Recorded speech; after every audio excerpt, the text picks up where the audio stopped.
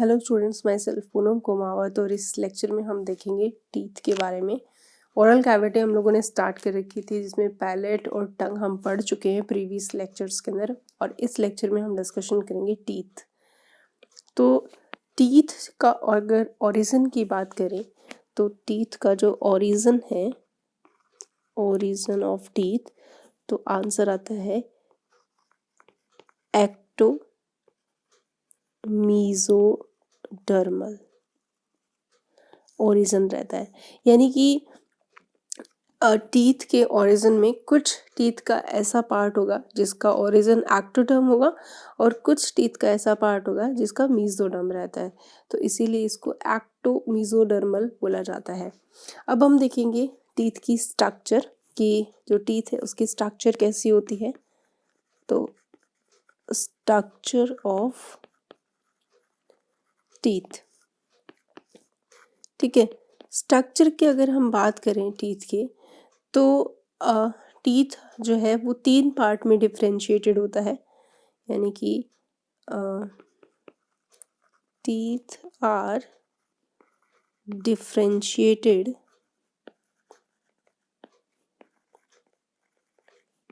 इन 3 parts, ठीक है। ये 3 पार्ट कौन कौन से हैं? पहला जो पार्ट है टीथ का वो क्या कहलाता है? क्राउन। सेकंड कहलाता है नेक रीजन और थर्ड कहलाता है रूट, ठीक है। तो हम इसको डायग्रामेटिक अगर देखें तो जो पार्ट हमें दिख रहा है सबसे आउटर मोस्ट या एक्सपोज्ड पार्ट जो होता है आउटसाइड द गम, वो हमारा क्या कहलाता है? क्राउन। तो हम सबसे पहले देखते हैं क्राउन के बारे में, फिर देखेंगे नेक और फिर इनको डायग्रामेटिक देखेंगे। क्राउन जो रीजन होता है वो बेसिकली आउटर पार्ट है, ठीक है, और एक्सपोज्ड पार्ट है आउटसाइड द गम्स। वहीं अगर हम नेक की बात करें तो नेक जो है वो इंटरनल पार्ट है, इंटरनल पार्ट है टीथ का, और ये जो है which is embedded inside the gum, which is embedded रहता है इन साइड दी गम्स, ठीक है।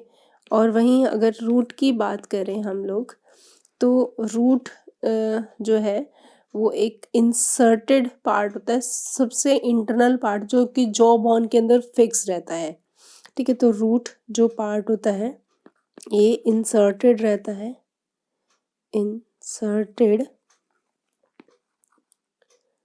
inside the socket of jawbone, ठीक है। डायग्रामेटिक हम क्राउन, नेक और रूट को देखें तो कुछ इस तरीके से होगा।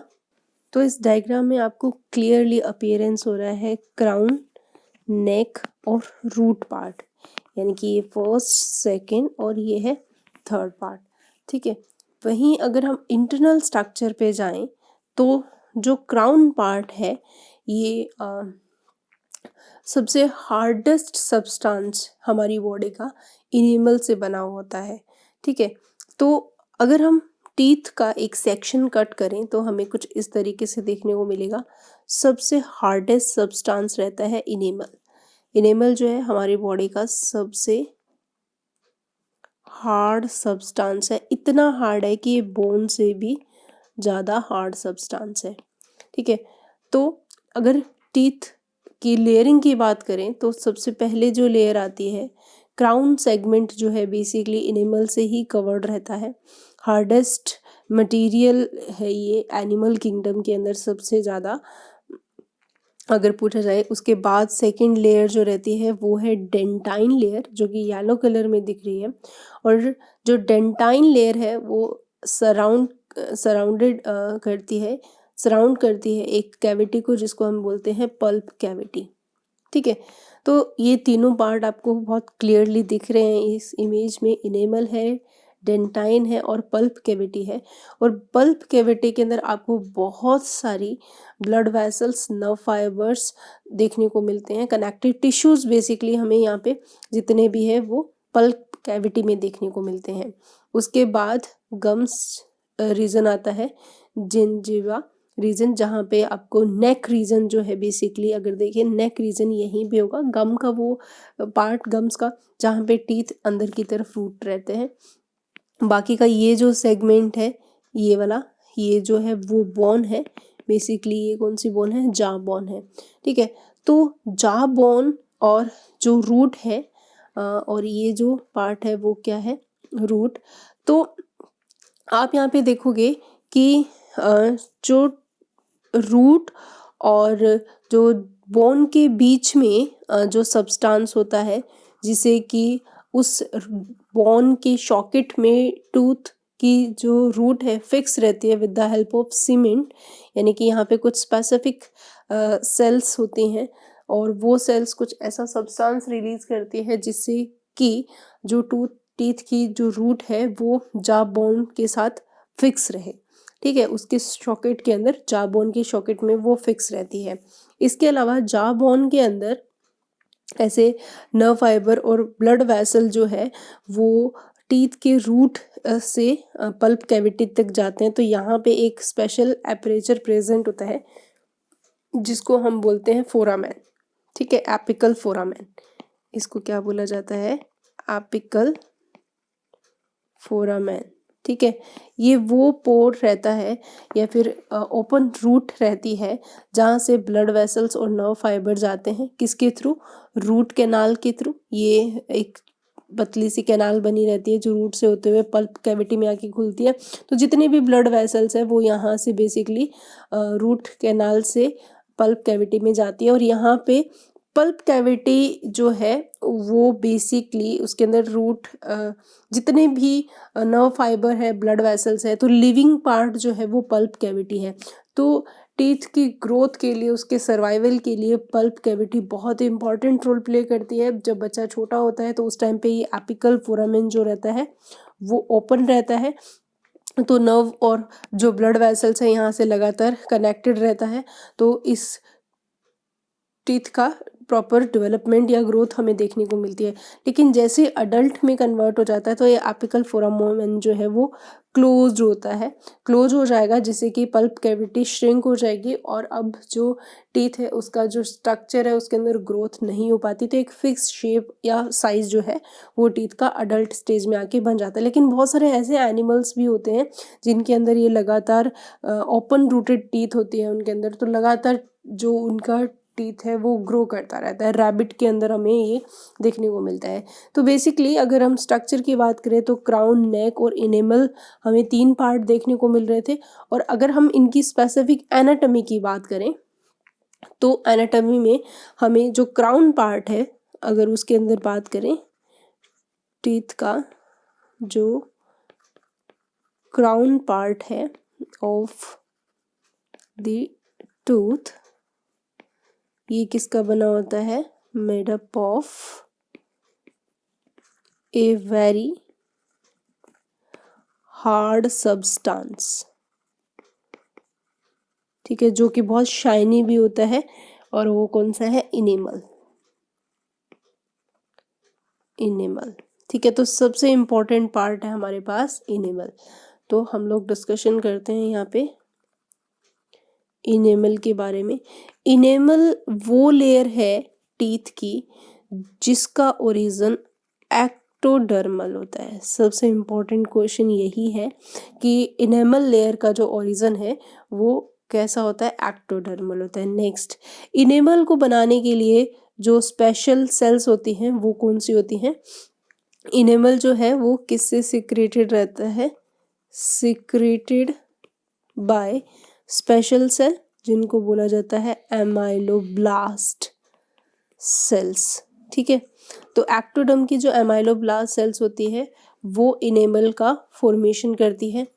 मैक्सिमम अमाउंट इनेमल के अंदर क्या रहता है? मैक्सिमम अमाउंट में यहाँ पे इनऑर्गेनिक सॉल्ट रहते हैं। इनऑर्गेनिक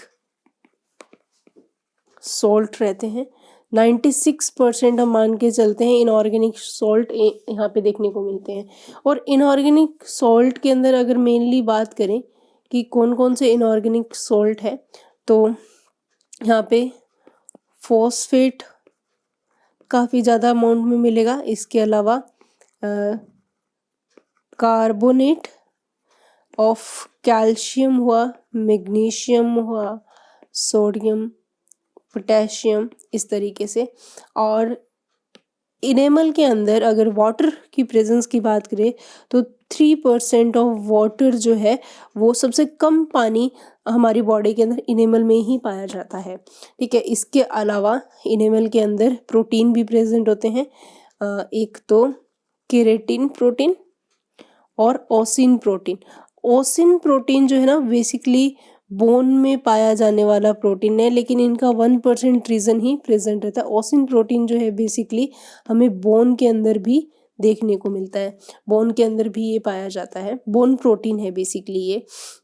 ठीक है, तो इस तरीके से सिर्फ टीथ का इनेमल पार्ट ही होता है जो एक्टोडर्म ओरिजिन का होता है। बाकी का जो टीथ का पार्ट है वो सारा का सारा मेसोडर्मल होता है, यानी कि डेंटाइन पार्ट हुआ, उसका जो पल्प कैविटी पार्ट हुआ, और रूट जो पार्ट है उसका सारा का सारा वो मेसोडर्मल रहता है। जबकि इनेमल एक ऐसा पार्ट है जो कि एक्टोडर्म है।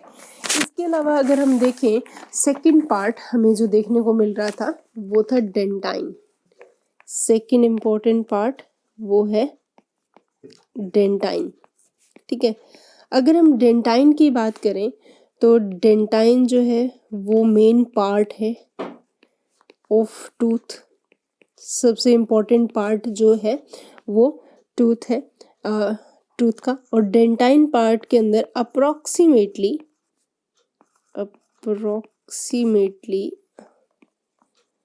69% क्या मिलते हैं, इनऑर्गेनिक सॉल्ट है।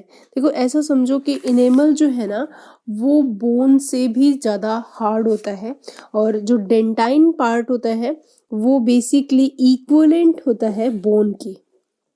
ठीक है, तो कितने परसेंट, 69% इनऑर्गेनिक सॉल्ट हमें डेंटाइन में देखने को मिलते हैं। और इसके अलावा जो सीमेंटेड लेयर होता है उसके अंदर 65% हमें इनऑर्गेनिक सॉल्ट देखने को मिलता है। सीमेंटेड पार्ट वो था जो जॉ बोन और रूट को आपस में फिक्स करके रखता है, वो सीमेंटेड लेयर थी। ठीक है, जो कि थर्ड लेयर हम मान के चलते हैं। तो यहाँ पे हम ये भी बता दें जो सीमेंटेड लेयर होती है, ठीक है, लेयर जो टूथ की जो रूट और जॉ बोन को फिक्स करके रखती है उसमें 65% इनऑर्गेनिक सॉल्ट की प्रेजेंस हमें देखने को मिलती है। वहीं अगर बोन की बात करें तो उसमें 62% इनऑर्गेनिक सॉल्ट की प्रेजेंस हमें देखने को मिलती है। इसके अलावा डेंटाइन को बनाने वाली जो सेल्स होती हैं वो कौन सी, पल्प कैविटी के अंदर लाइनिंग रहती है, स्पेशल टाइप ऑफ सेल्स होती हैं। तो ये स्पेशल टाइप्स ऑफ सेल्स है, और ये कहाँ बनेंगी, form the lining of the pulp cavity, जिसको हम बोलते हैं, इन जो सेल्स को क्या बोला जाता है, ओडोंटोब्लास्ट। यानी कि ये रहती तो पल्प कैविटी में है और सिक्रीशन या किसका फॉर्मेशन करती हैं, डेंटाइन का, यानी कि these cells secrete dentine region. ठीक है, तो ये रहती पल्प कैविटी में है और एक छोटी सी ट्यूब के थ्रू डेंटाइन जो रीजन है, डेंटाइन जो लेयर है उसको रिलीज करती रहती हैं। उसके बाद थर्ड जो हमारे पास पोर्शन आता है वो है पल्प कैविटी। ठीक है, pulp cavity is also important part. तो डेंटाइन जो होता है, डेंटाइन सराउंड्स ए कैविटी जिसको हम किस नाम से जानते हैं, called as a pulp cavity. ठीक है, और पल्प कैविटी जो है इसके अंदर क्या क्या चीज़ें प्रेजेंट होती है? पल्प कैविटी के अंदर सॉफ्ट कनेक्टिव टिश्यू है, टिश्यू की प्रेजेंस हमें देखने को मिलती है। इसके अलावा ब्लड कैपिलरीज, ब्लड वेसल्स बोल सकते हो। इसके अलावा नर्व फाइबर्स की भी प्रेजेंस हमें कहाँ देखने को मिलती है? पल्प कैविटी में। इसके अलावा एक छोटे से एपरेचर के थ्रू जो पल्प कैविटी के अंदर ये सारी चीज़ें सप्लाई होती हैं, यानी कि थ्रू यानी कि एट द बेस, अपने यूं कंसिडर करते हैं, at the base of pulp cavity एक छोटा सा एपरेचर प्रेजेंट होता है, ठीक है, एपरेचर प्रेजेंट होता है। और इसी एपरेचर के थ्रू दिस एपरेचर जितनी भी ब्लड कैपिलरीज हैं वो आएंगी एंड नर्व फाइबर एंटर करेंगे इनसाइड द टीथ, ठीक है। और इसको हम किस नाम से जानते हैं? इस एपरेचर को, इसको बोला जाता है एपिकल फोरामेन, एपिकल फोरामेन के नाम से जाना जाता है। और इसी वजह से ही पल्प कैविटी जो है वो बहुत ही ज़रूरी होती है न्यूट्रिशन और सर्वाइवल ऑफ टीथ के लिए। तो ये बहुत ही ज़्यादा ज़रूरी होती है, किसके लिए? Necessary for nutrition and survival of teeth, ठीक है। It is a very very important point. इसके अलावा हम देखें कि एक और लेयर जो सीमेंट लेयर थी, जो सीमेंटो साइड सेल से बनी होती है, जो रूट को फिक्स करके रखती है, जो हम यहाँ पे ये बात कर रहे थे सीमेंटेड लेयर। तो ये लेयर को बनाने के लिए जो सेल्स होती हैं वो कौन सी सेल्स है? उनको बोला जाता है सीमेंटोसाइट्स सेल। तो बेसिकली टीथ जो टिश्यू है उसके अंदर मेनली तो ओडोंटोब्लास्ट सेल्स है, इसके अलावा एमाइलोब्लास्ट सेल्स जो कि एनेमल को बना रही है, ओडेंटोब्लास्ट सेल्स जो कि डेंटाइन को बना रही है, और पल्प कैविटी के अलावा यहाँ पे सीमेंटोसाइट सेल्स है, इनसे मिलके बना होता है टीथ, ठीक है। तो आगे अगर हम देखें कि एपिकल फोरामेन जो है वो कुछ ऐसे एनिमल्स होते हैं जिनके अंदर लाइफ टाइम ओपन ही रहता है, तो ऐसे teeth basically open rooted teeth कहलाते हैं। और एग्जांपल में हम रैबिट का रखें तो, या फिर रैट, तो इनके अंदर क्या होता है कि जो इंसाइजर टीथ होते हैं इनके, उनकी रूट हमेशा ओपन रहती है, जिसकी वजह से ये लाइफ टाइम कंटिन्यूसली इनकी जो टीथ है इंसाइजर स्पेसिफिक आगे वाले वो ग्रोथ करते रहते हैं। और एक ऐसा टाइम भी आ जाता है जिसकी वजह से अपना मुंह जो है बंद नहीं कर पाते, और वो उनकी डेथ का एक बहुत बड़ा रीज़न बनता है। तो इस तरीके से हमने टीथ की स्ट्रक्चर और उसकी एनाटॉमी देखी। अब हम देखते हैं types of teeth, types of teeth, ठीक है। तो सबसे पहला जो हम टाइप देखेंगे, on the basis of structure and function, on the basis of structure and function के बेसिस पे जो टीथ है वो बेसिकली हमें दो टाइप के देखने को मिलते हैं। एक कौन से होंगे?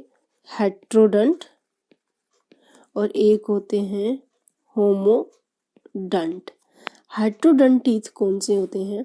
हेट्रोडंट टीथ जो है डिफरेंट टाइप के होते हैं, डिफरेंट टाइप्स के होते हैं।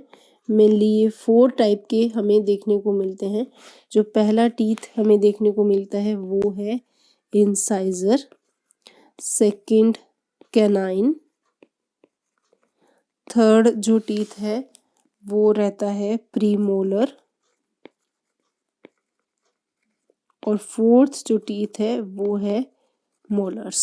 ठीक है, तो ये 4 टाइप के टीथ अलग अलग रहते हैं, तो वो क्या कहलाते हैं, हेटेरोडंट। वहीं होमोडंट की बात करें तो जितने भी टीथ है, all teeth are of similar, एक जैसे होंगे, सिमिलर टाइप के होंगे, तो उनको हम क्या बोलते हैं, होमोडंट बोला जाता है। ठीक है, तो एग्जाम्पल की बात करें तो यहाँ पे फिश आ गए, एम्फीबियंस आ गए, और इस तरह के जो एग्जाम्पल है वो हमारे इसमें रहते हैं। जबकि मैमल्स की अगर बात करें, मैमल्स में जो टीथ हमें देखने को मिलते हैं वो हेट्रोडंट होते हैं। डायग्रामेटिक देखें, हेट्रो और होमोडंट, तो वो कुछ इस तरीके से होंगे।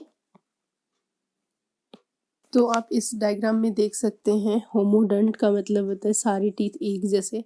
हेट्रो में अलग अलग शेप के हमें टीथ देखने को मिलते हैं, दैट इज ए हेट्रो।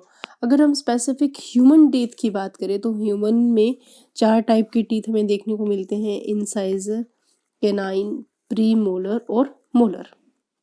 ठीक है, तो इनको हम थोड़ा सा डिटेल में करेंगे। तो सबसे पहले हम देखते हैं यहाँ पे इंसाइजर। इंसाइजर की बात करें तो इंसाइजर जो होते हैं वो काफ़ी लॉन्ग होते हैं और चीसल यानी कि छेनी जैसे होते हैं।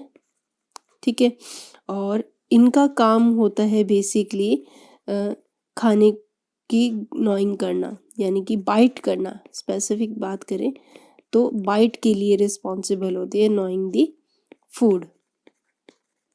ठीक है, और ये काफ़ी ज़्यादा डेवलप होते हैं।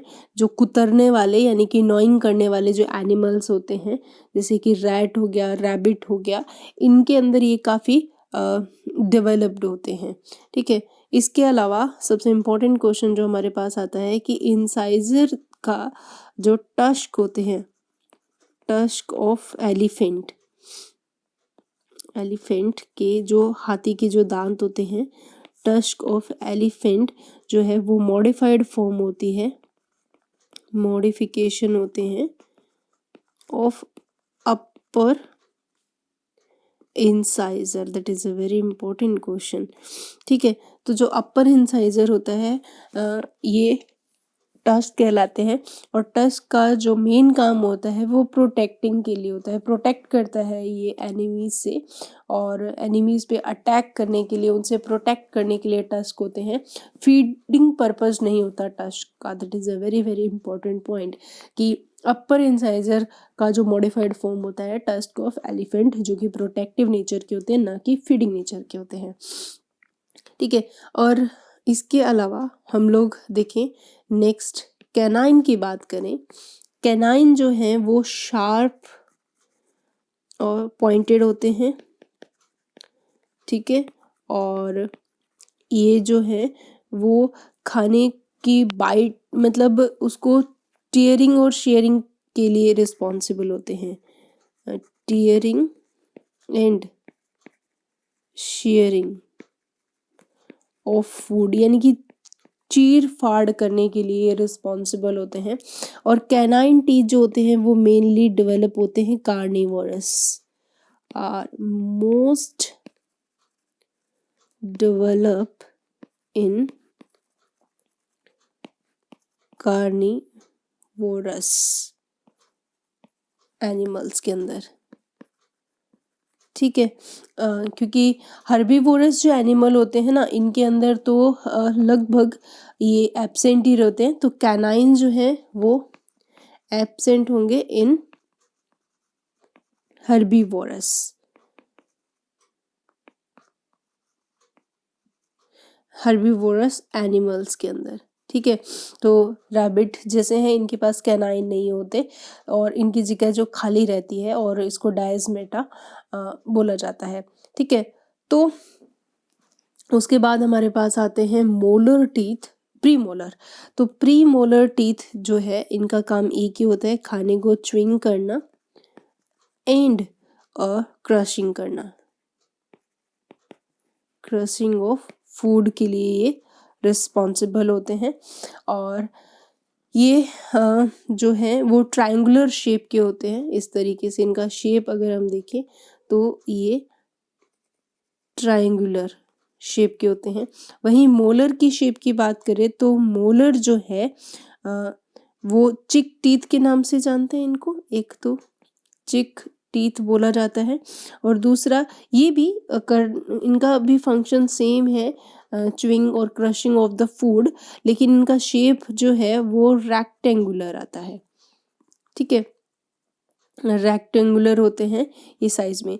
तो बेसिकली मोलर और प्री मोलर ये दोनों जो टीथ है ये एक ही तरह का काम करते हैं, mastication of food, mastication of food के लिए ये रिस्पॉन्सिबल होते हैं।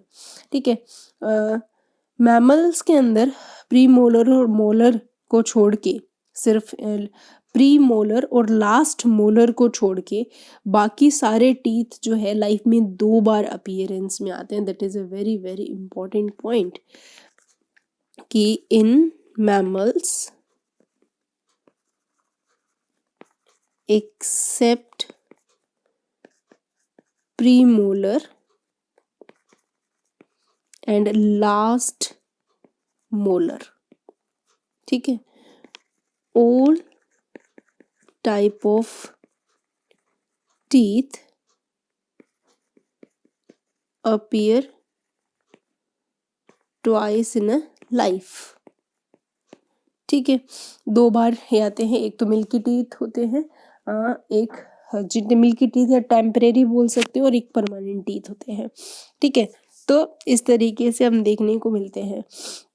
वहीं अगर हम नंबर की बात करें, इंसाइजर, कैनाइन, प्री मोलर और मोलर, तो नंबर ऑफ टीथ की बात करें तो ये भी अलग अलग रहता है, जिसकी वजह से डेंटल फॉर्मूला जनरेट होता है। तो हम यहाँ देख रहे हैं नंबर ऑफ टीथ। ठीक है, तो नंबर की बात करें तो सारे जो नंबर है वो अलग अलग रहते हैं। अगर हम स्पेसिफिक बात करें इंसाइजर की, तो इंसाइजर जो है वो अपर जा में भी 4 होते हैं और लोअर जा में भी, यानी कि अपर जा और ये लोअर जा में भी ये 4 होते हैं। ठीक है, वहीं अगर कैनाइन की बात करें तो कैनाइन 2 अपर जा में और 2 ही लोअर जा में रहते हैं। और वहीं प्री मोलर की बात करें तो जो प्री मोलर है इनका नंबर जो है 4 ऊपर और 4 नीचे, और वहीं मोलर जो है इनका जो नंबर रहता है वो 6 अपर साइड में और 6 ही लोअर साइड में हमें देखने को मिलता है। अपर जा में 6 और नीचे वाले जा में भी 6 होते हैं। ठीक है, तो ओवरऑल ये जो टोटल टीथ हमें अडल्ट ह्यूमन के अंदर देखने को मिलते हैं वो 32 होते हैं। बात चल रही है यहाँ पे अडल्ट की। ठीक है, तो इस तरीके से अगर इनका डायग्रामेटिक देखें तो कुछ इस तरीके से होगा। तो इसमें आप देख सकते हैं कि ये अपर जा है और ये लोअर जा है। तो अपर जा के अंदर ये सेंट्रल इंसाइजर है, उसके बाद में लेटरल। ठीक है, और यानी कि यहाँ पे ये कैनाइन है, इधर ये कैनाइन है और इधर ये कैनाइन है। तो 1 2 3 4, ये जो चारों के चारों जो टीथ है वो बेसिकली इंसाइजर है। उसके बाद में ये वाला टीथ और ये वाला टीथ ये जो है वो कैनाइन है। कैनाइन काफ़ी ऐसे प्रोमिनेंट होते हैं जो कार्निवोरस एनिमल्स होते हैं ना उनमें। फिर उसके बाद में अगर हम बात करें प्री मोलर की, तो 1 2 इधर की साइड में, 1 और 2 इधर की साइड में, ये भी क्या है प्री मोलर, इधर भी प्री मोलर। तो 4 ऊपर की साइड में, ये 2 और ये 4 हमें देखने को मिलते हैं, फर्स्ट प्रीमोलर और सेकंड प्रीमोलर। और उसके बाद अगर हम बात करें मोलर टीथ की, तो that is a first molar, second molar, और जो थर्ड मोलर होता है वो हमारा क्या कहलाता है, विजडम टीथ। तो 1 2 और 3 ये जो तीनों टीथ कहलाते हैं ये होते हैं मोलर टीथ। तो 3 इधर होते हैं और 3 ही इधर होते हैं, तो मतलब टोटल 6 जो होते हैं वो प्री मोलर हमें देखने को मिलते हैं। सेम अगर लोअर जा की बात करें तो थर्ड मोलर जो है वो विजडम टीथ होता है। उसके बाद में 1 2 3, ये तीनों की तीनों क्या हैं, मोलर टीथ है। उसके बाद में प्री मोलर, ये हमारे पास प्री मोलर टीथ है, ये भी प्री मोलर है और ये भी प्री मोलर है। उसके बाद में ये और ये जो है वो कैनाइन है और यहाँ पे 1 2 3 और 4, ये 4 क्या है, इंसाइजर है। तो इस तरीके से हमें सारे के सारे टीथ देखने को मिलते हैं, लेकिन ये जो टीथ है वो अडल्ट के अंदर देखने को मिलेंगे 32। तो डेंटल फॉर्मूला अगर हम देखें, इनसे कैलकुलेट किया जाता है डेंटल फॉर्मूला, तो वो कुछ इस तरीके से होगा। डेंटल फॉर्मूला जो है वो अलग अलग रहता है। एक छोटे बच्चे की बात करें तो उसमें जो टीथ बहुत कम होते हैं, तो हम कुछ इस तरीके से कैलकुलेट करते हैं 2 1 0 2 5, सॉरी नॉट अ 5,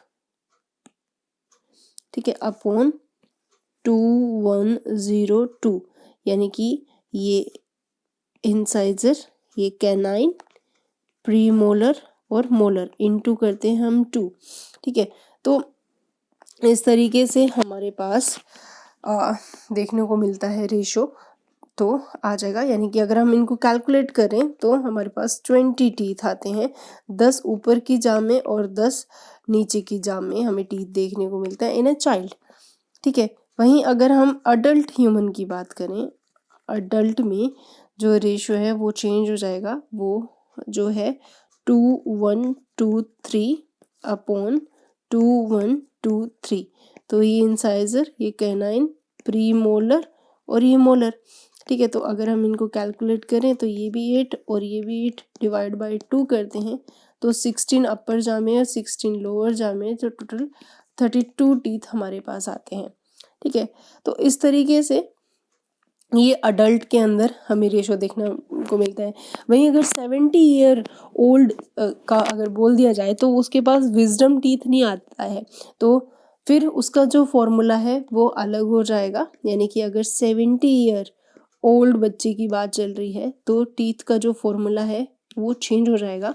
वो हमारे पास क्या रहेगा, 2 1 2 2 अपॉन 2 1 2 2, क्योंकि थर्ड मोलर आया हुआ नहीं है तो ये 7 ऊपर और 7 नीचे इंटू 2 करेंगे तो हमारे पास जो है कुछ इस तरीके से टोटल 28 जो है टीथ हमें देखने को मिलेंगे इन 70 ईयर चाइल्ड के अंदर।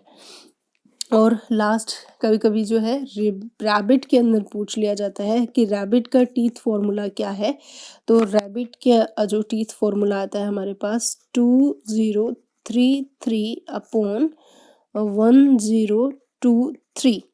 तो 8 ऊपर और 6 नीचे ऐड करते हैं डिवाइड बाई 2, तो 16 ऊपर जामे और 12 नीचे वाली जामे होते हैं, तो टोटल 28 टीथ हमें रैबिट के अंदर देखने को मिलता है, ठीक है। तो ये इंसाइजर है, ये कैनाइन है, ये प्री मोलर है और ये मोलर।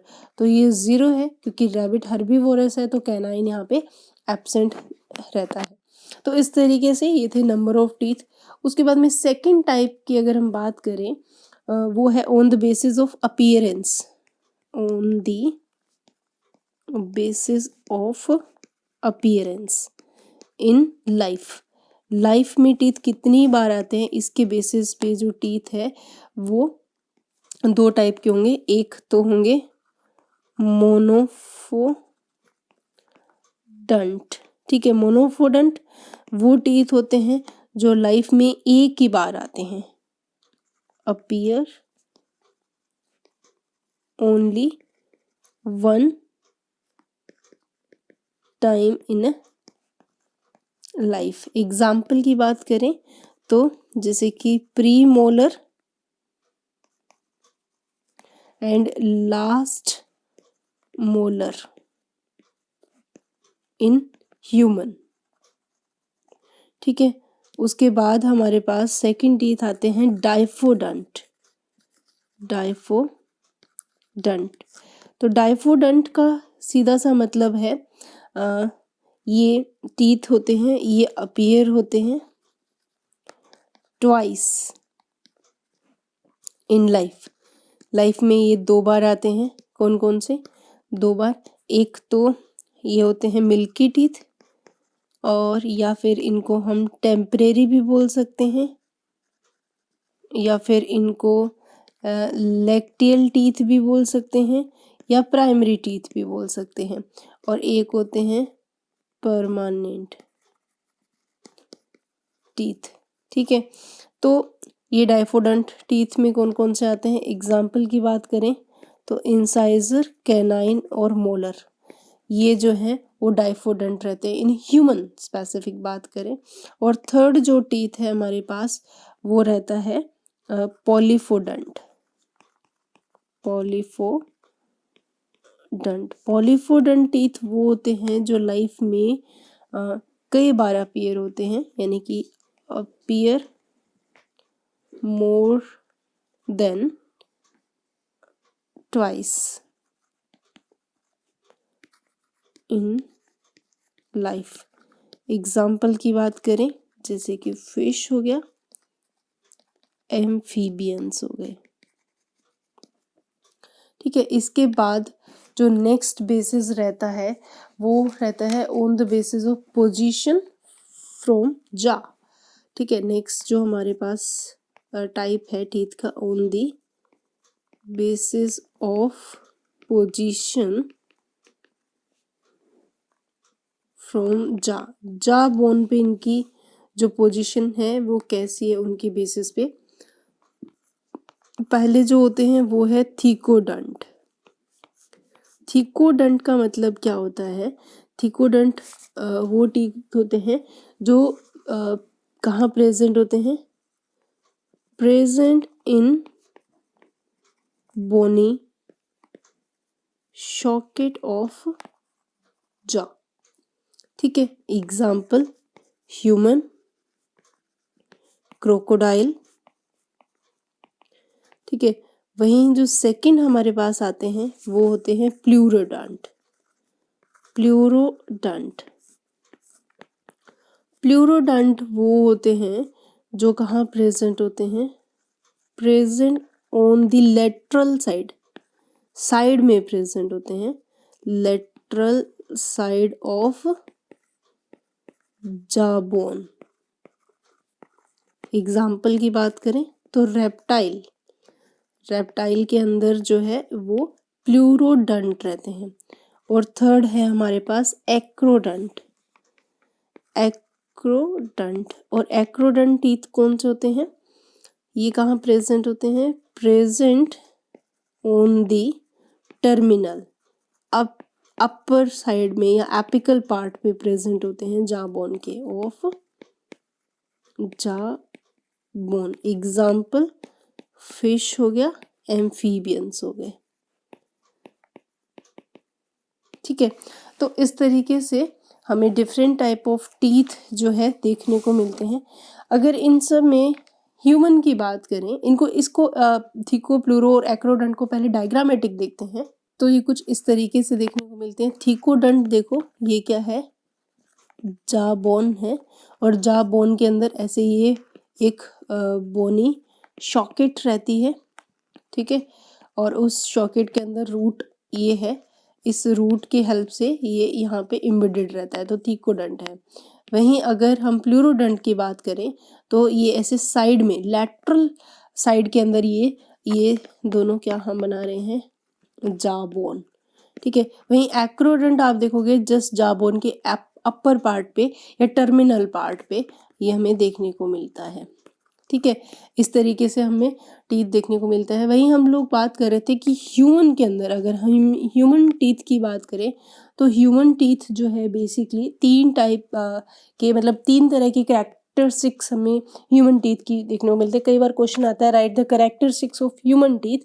तो पहली चीज़ ह्यूमन टीथ जो है हेट्रोडंट है, क्योंकि ये 4 टाइप का हमें देखने को मिलता है, इंसाइजर, कैनाइन, प्रीमोलर और मोलर। पहली कैरेक्टरिस्टिक्स। दूसरी कैरेक्टरिस्टिक्स कि ये लाइफ में 2 बार अपीयर करते हैं, मेनली इनके जो टीथ होते हैं। तो ये क्या है? डंट, प्री मोलर और लास्ट मोलर को छोड़ दे तो। और थर्ड हमारे पास आता है कि ये कौन से होते हैं, थीकोडंट होते हैं। थीकोडंट मतलब ये बोन में सॉकेट जो रहता है बोन के अंदर, उसमें ये एम्बेडेड रहते हैं। तो इस तरीके से जो ह्यूमन टीथ की जो कैरेक्टरिस्टिक्स है वो हमें देखने को मिलती है। तो ये था टीथ, और टीथ से रिलेटेड जो भी इम्पॉर्टेंट इन्फॉर्मेशन जो आपके एग्ज़ाम के लिए इम्पॉर्टेंट है वो इस लेक्चर में प्रोवाइड की गई है। ये ओरल कैविटी कंप्लीट हो गया। ओरल कैविटी जो आगे ओपन होती है फेरिंग्स में, तो फेरिंग्स को हम डिस्कशन करेंगे नेक्स्ट लेक्चर में। तब तक के लिए stay happy, keep studying, thank you.